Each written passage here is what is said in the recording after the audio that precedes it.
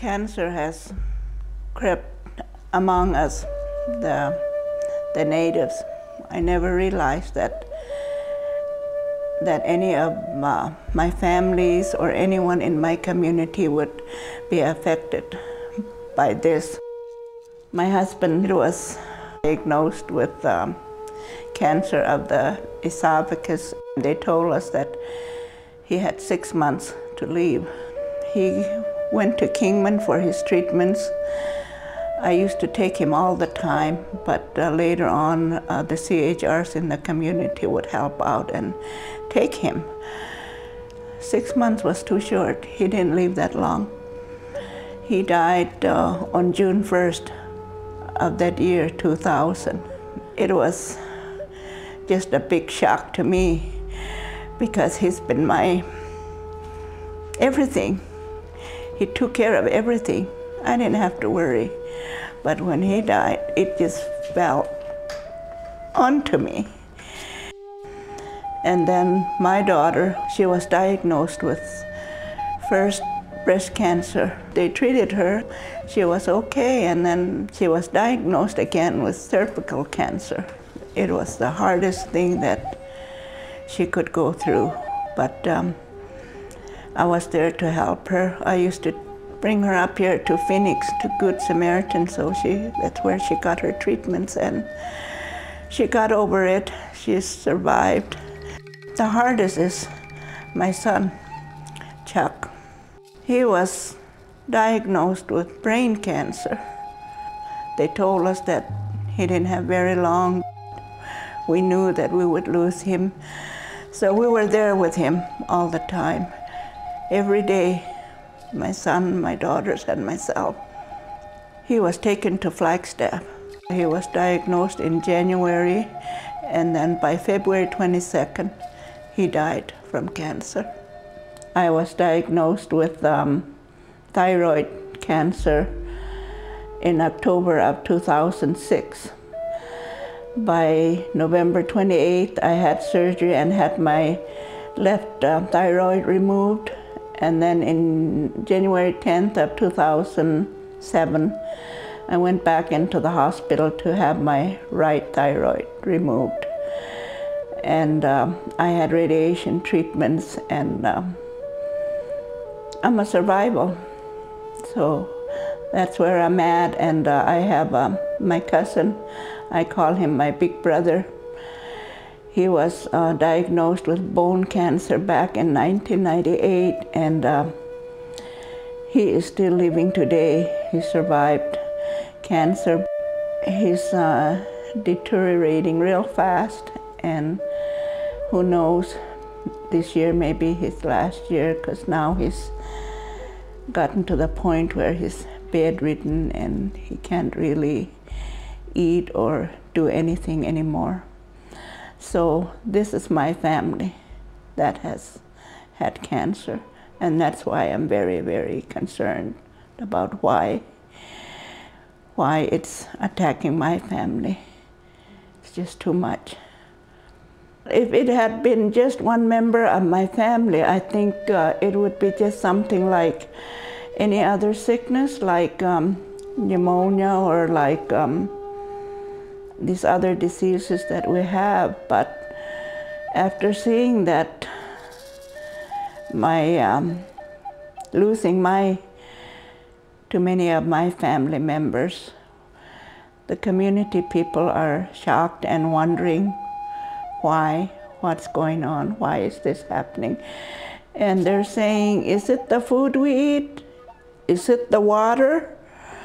What is going on in our community? Because not only us, but there has been others that have died from cancer. As a family, when we feel sick or when we feel that there's something wrong, we feel that we need to get to the doctor, see a doctor to see what is really happening. We want to know right away what's going on with our body. That's what we do. And now a lot of the people in the community also do that too. Before they didn't want to go see the doctor, or they'll just stay home and try to get over it. But now there's more of us that go to the clinic a lot. Maybe we're just afraid that they're gonna tell us there's something more serious going on with us. I used to feel that way.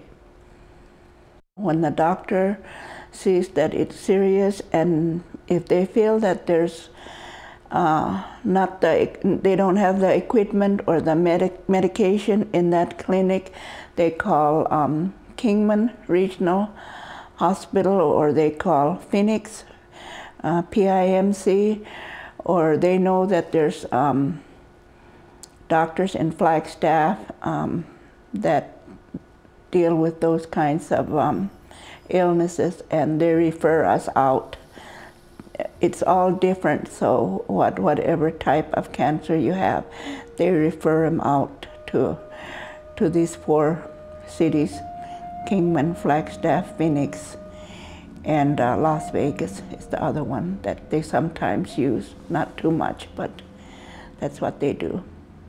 As we get older, we really don't remember, or our memory is kind of fading, and it's not all gone, but it's kind of fading, and we just need help, and we need to have them take us to where we need to go, like the doctor or to a clinic or somewhere to get help.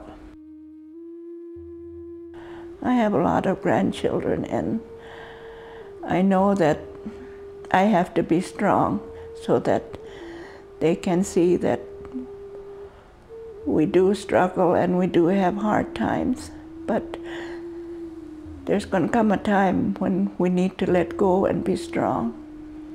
So I was glad I came to that conference. My daughter came with me, my oldest daughter. It helps just to get away and be among other people, other tribes, and just enjoy yourself. It's the gathering of the pies, like the Yava pies, have soup pies, Hualapais, and all the human tribes, whoever's around, like the Salt River Pimas and Tahana Autumn, and all these other tribes, Apaches. They all get together and share their songs, their dances, their culture. Prayers are very powerful. It's really good. Gives me a good feeling. And then there's other older elders in the community that encourage you, talk to you, and tell you just be strong no matter what. And that really helps me out too.